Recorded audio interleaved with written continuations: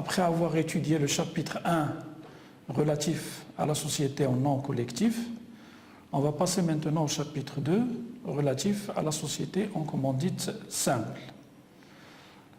Qu'est-ce que c'est que la société en commandite simple? C'est une société composite.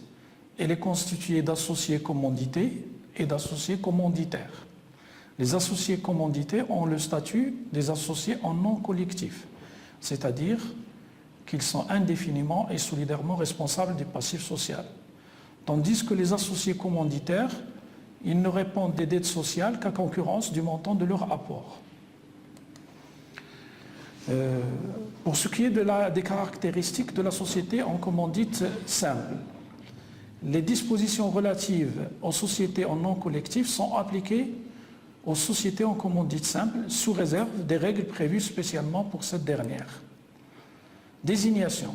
La société en commandite simple est désignée par une dénomination sociale à laquelle peut être incorporé le nom d'un ou plusieurs associés commandités et qui doit être précédé ou suivi immédiatement de la mention « société en commandite simple ». Comment s'effectue la gestion de la société en commandite simple? Les décisions sont prises dans les conditions fixées par les statuts.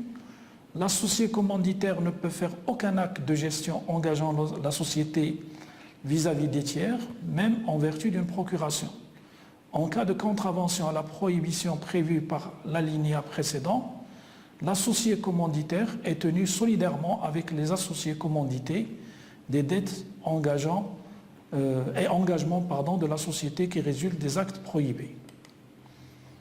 Quel est le rôle des associés dans la société en commandite simple? Toute modification des statuts est décidée avec le consentement de tous les commandités et de la majorité en nombre et en capital des commanditaires. Les clauses édictant des conditions plus strictes de majorité sont réputées non écrites, c'est-à-dire qu'elles ne sont pas acceptées. Comment on peut céder les parts sociales dans la société en commandite simple? Les parts sociales ne peuvent être cédées qu'avec le consentement de tous les associés.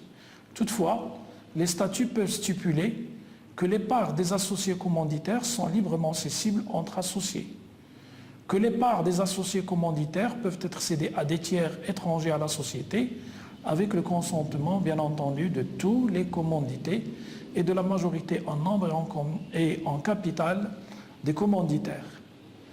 Qu'un associé commandité peut céder une partie de ses parts à un commanditaire ou à un tiers étranger à la société dans les conditions prévues au numéro 2 ci-dessus. Comment s'effectue la dissolution de la société en commandite simple?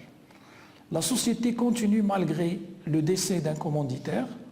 S'il est stipulé que, malgré le décès de l'un des commandités, la société continue avec ses héritiers, ceux-ci deviennent commanditaires lorsqu'ils sont mineurs non émancipés.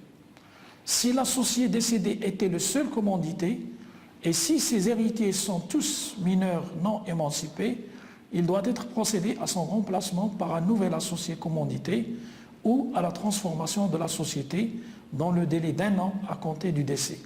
À défaut, la société est dissoute de plein droit à l'expiration de ce délai. On passe maintenant